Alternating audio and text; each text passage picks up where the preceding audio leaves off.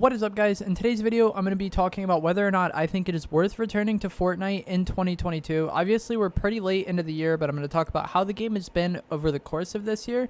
And if you are someone who quit in the past, if I think the game is worth returning to. And I am someone who quit the game at one point. So I started playing Fortnite the second day it came out.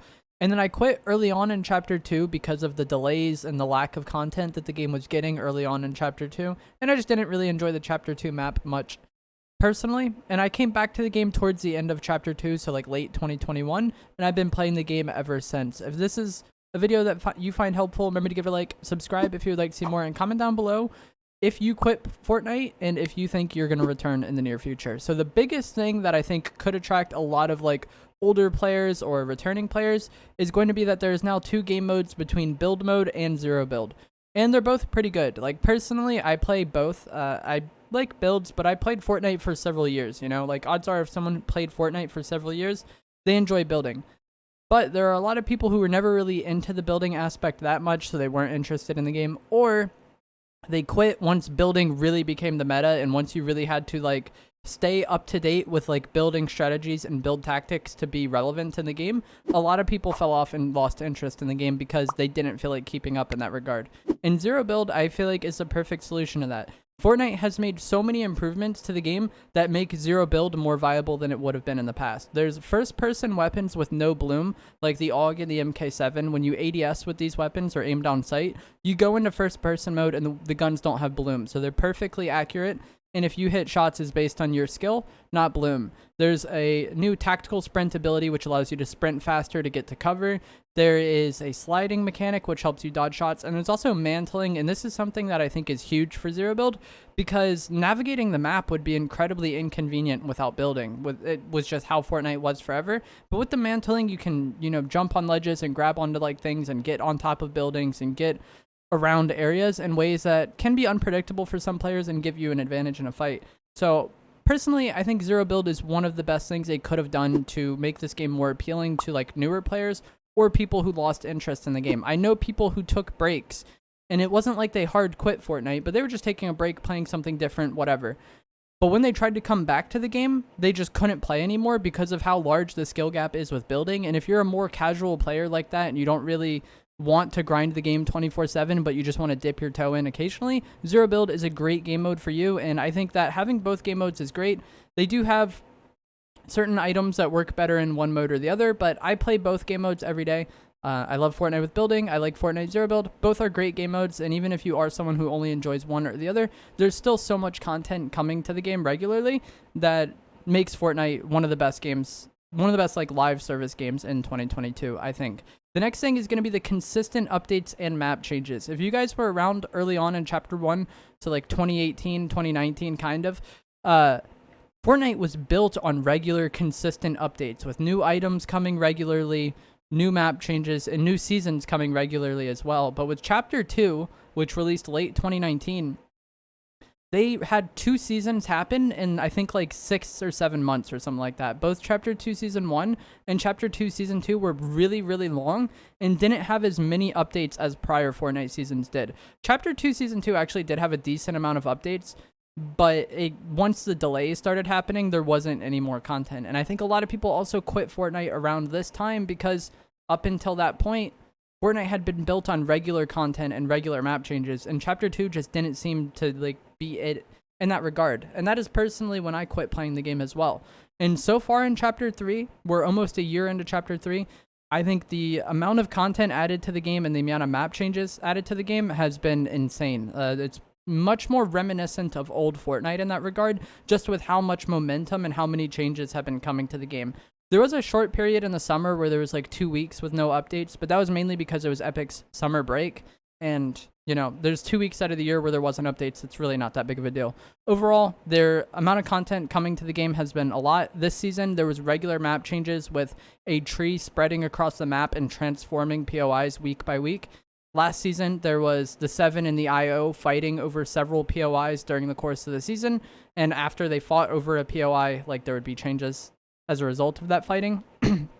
There has been more map changes and content coming to the game so far, I feel like, than most of Chapter 2. Like, the amount of map changes has been great, and that's personally what I enjoy most. So if you were someone who loved the game for most of Chapter 1 and then you lost interest because of the lack of content like I did early on in Chapter 2, it's another reason why Chapter 3 is better. They have been running with more consistent content, more map changes, more regular updates, things of that nature, and the game feels so much more alive than what it did in Chapter 2.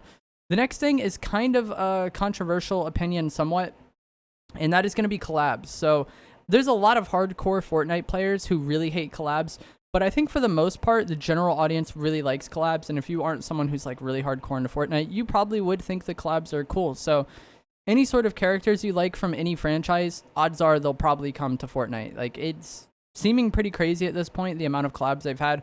This season, we had Marvel characters, DC characters, Indiana Jones, Star Wars characters, John Cena, Dragon Ball Z. Like, almost anything out there could come to Fortnite at some point in time. And this kind of goes into, like, the regular content, like I was saying. Like, you never know what's going to happen next in Fortnite, and you never know what is going to come to the game next.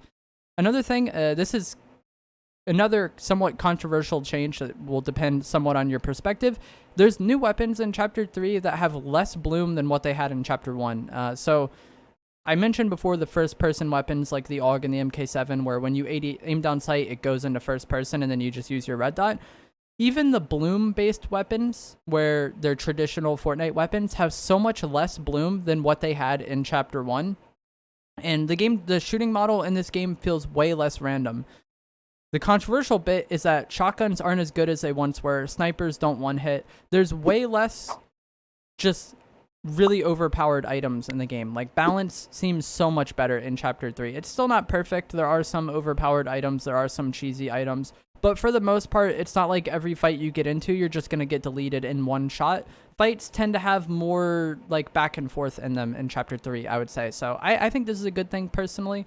The shotguns were really bad at the start, and they've buffed them since then. A lot of people were upset about the lack of 200 pumps, but I think it makes the game play better if you don't just get deleted instantly in a single shot.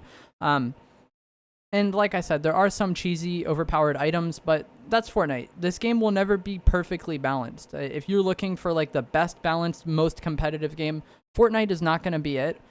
If you are looking for a game that's fun, that's getting updated regularly, that you never know what is going to change next, sometimes there will be some crazy stuff, sometimes there won't be. I feel like that's what makes Fortnite Fortnite, and, you know, personally, I tend to prefer the seasons that are better balanced, but when I was coming back to the game, I tried to, like, accept that the game will never be perfect. It'll never be, like, perfectly balanced, so, like, if you just keep that in mind while you're playing the game, it is so much more fun. Lower your expectations a little bit, and it's one of the best games ever made. The next thing is going to be creative. So if you are someone who's taken a break from the game for a long time, there's so many practice maps in creative, and you can even find these maps in the game mode selection screen now. It's not like you just need the code. The game mode selection screen has been completely overhauled, and it recommends creative minigames to you all the time, and you can just select those creative minigames readied up, and it'll match you with other people also searching for that game. So if you want to play something like Team Deathmatch in Fortnite, Search and Destroy, weird parkour minigames, huge free-for-alls. There's countless amount of game modes that have been created in creative, and what's interesting is they have creative royale now. This isn't totally out yet, but we have late game arena, which is a late game simulation mode, and this was built in creative royale. So the rumors, or like the thought process, is that soon we're going to have creative royale where people are going to be able to create creative mini games on the Fortnite map. So people will be able to make their own loot pools, their own LTMs, whatever they want to create on the Fortnite island. They'll be able to create that and have it be like a battle royale. So if there's any, like, cheesy broken items in the game, people can just make a mode in creative royale that doesn't have that, and people can flock to that mode and play it. Creative, you know, helps keep the game consistent, unique. There's always something, even if battle royale isn't your necessarily favorite game mode or you're tired of it, whatever. There's countless game modes created in Fortnite creative. The final thing is going to be competitive. So Fortnite has tournaments several times a week. I think each week there's a solo cash cup, a duo cash cup, and some zero build tournaments as well. So if you are someone who's super interested in competitive, and competitive is the thing that attracts you to games, there are regular opportunities to compete in Fortnite. And even if you aren't in, like, Champions Division of Arena, they have tournaments for people who are in the lower levels of Arena. So if competitive is your thing, That's cool. They do have Arena, and Arena has its own loot pool now, so if there is any cheesy items in the loot pool, they're almost never in Arena. But that is going to be it in this video. If you guys have any questions, let me know down in the comments below. Tried to kind of address some of the reasons why I think people may have quit in the past and how those things may have improved since then. If you guys did find this helpful and informative, like I said previously, give it a like, subscribe if you want to see more Fortnite content from me. Subscribe to the channel, and I will see you guys in the next video. Thanks for watching.